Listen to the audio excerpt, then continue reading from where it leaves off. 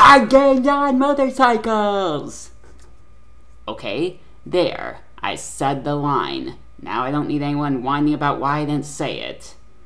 Now that that's out of the way, I think you can guess exactly what I'm about to review, can't you?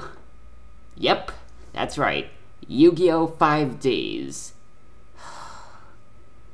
Of course, like all the other ones, this one is dubbed by 4Kids, although I guess the interesting thing is that this is right in the middle of the series is when the lawsuits started, so there is some question as to what its future would be, but, well, at this point it's been settled and 5Ds has so far been entirely dubbed by 4Kids. Well, sort of. Okay, I'll explain later, but as far as we're concerned, the show is going to be dubbed by 4Kids, or has been at least.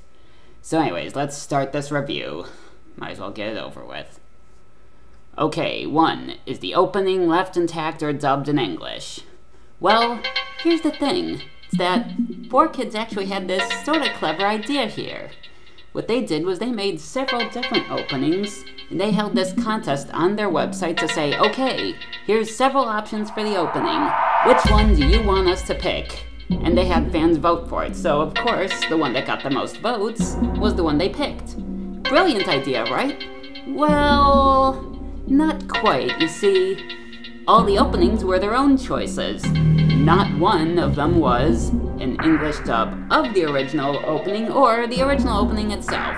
So, you know, it was probably a clever idea, but I can tell you right now, if they had the original opening or an English dub of it included in the contest, I can guarantee you that it would have gotten like at least 90% of the votes.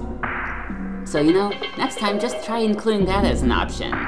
Then again, I do know that the entire reason they replaced the openings and the background music has to do with the whole money-related issues, but I gotta wonder, wouldn't it have been cheaper to just leave the original theme or make a dub of it? I mean, that would probably have been cheaper than making several different openings, knowing that almost all but one are going to end up not being used. Although I am told the second place winner became the second opening later on, but even so, the fact that they didn't bother including the Japanese theme means that they clearly didn't want it to be an option. What a bunch of pussies. Either way, as I have said, the answer to this would be no. 2. Is the background music left intact? Well, here's the thing. Before the first episode even aired in Japan, 4Kids announced that they acquired the rights to it, and they are already working on their own brand new music score for the show. So before they even started the first episode, we already knew that the dub would not have the original music intact. To think. We would hope that they will have learned their lesson by now with all the successful anime that does keep the music, but no such luck. No. 3. Free of sloppy or unnecessary edits. Okay, so aside from, of course, the usual edits that 4Kids is known for, and of course making the edits that are somewhat understandable, but like blood and guts and stuff like that, they also make edits to cleavage, because I guess some things never change, and oh, come on! That was completely unnecessary. I get that it's a flashback, but you don't need to change the color tones of it. I mean, come on. I thought you guys are low on money, but I guess you have more than enough to make dumb edits like that, don't you? No. 4. Free of heavy Americanization. This is 4Kids we're talking about, of course not. No. 5. Uncut version available to the public some way. Okay, I'll give you some props here. The thing is that they have been including subbed episodes on Hulu, so I'll give you some props to that part. But there's one problem. When I say that there has to be an uncut version, I mean that there has to also be an uncut dub available in some way. So, you know, there still isn't one of those, so, you know, we only get the edited dub version, while the uncut version is only in subs, so close, you're getting better, but unfortunately we can't give you the full credit for this. No! 6. Good voices. Okay, right off the bat, the main rival Jack Atlas gets an obnoxious Australian accent, which the actor can't even maintain that accent. You can tell it's pretty fake. I swear, he switches between Australian and regular voice every so often, so can't even do that part right. And then here's the bad part: is that Bella Hudson or Erica Schroeder or whatever the hell you want to call that dumbass, they're actually giving her work still. And if you're not sure who I'm talking about, this is the chick who voiced Luffy in the 4-Kids version of One Piece. Yes, they're still giving her work. Not only are they giving her work, they're giving her lead roles. I mean, she gets to voice Akiza and Raleigh. And for Raleigh, she pretty much uses her Luffy voice, which made it pretty easy to detect. So, not only do they give accents like they always do, they also give people that could not have been given any work after ruining One Piece still gets work. And she hasn't gotten any better, so no. 7. Script handled well and free of obnoxious jokes added in, excessively bad translations, and otherwise unwanted rewrites. Okay, this is a 4-Kids stuff, so expect the usual stuff, like changing plot points, making careless mistakes, and other stupid changes that make this show much less watchable. No. 8. All episodes dubbed, aired, and released to the public so far. No episodes skipped, merged, or otherwise missing. Well, here's the thing.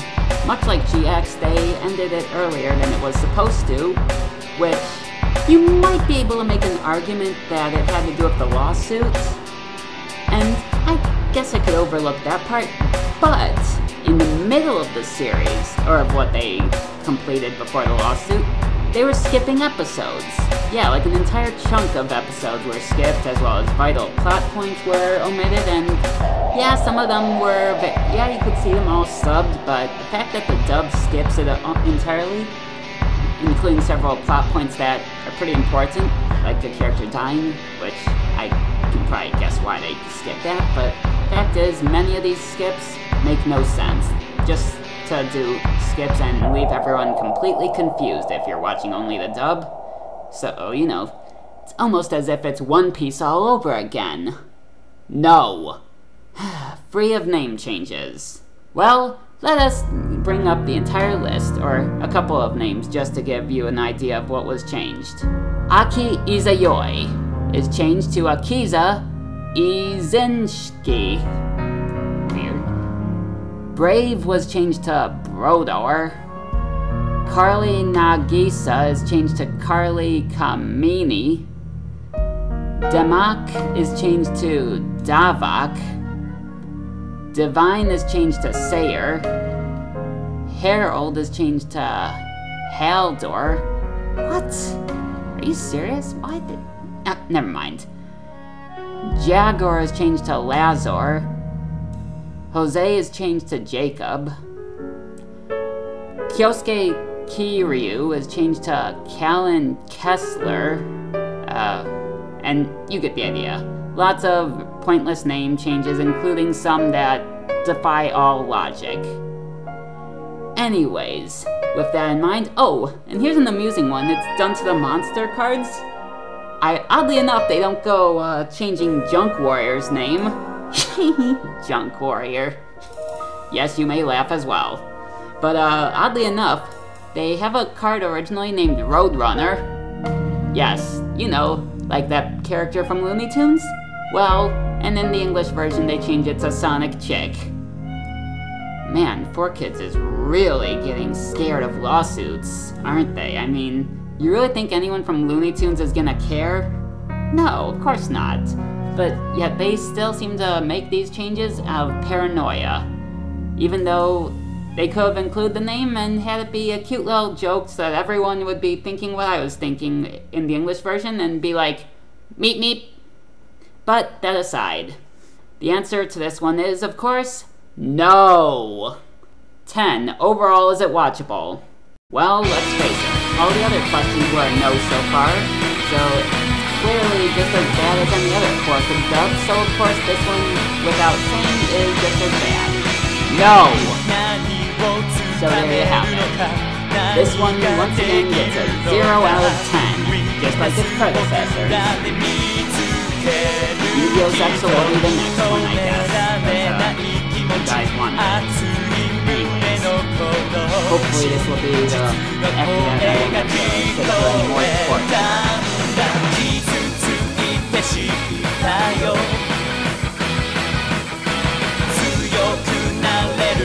手を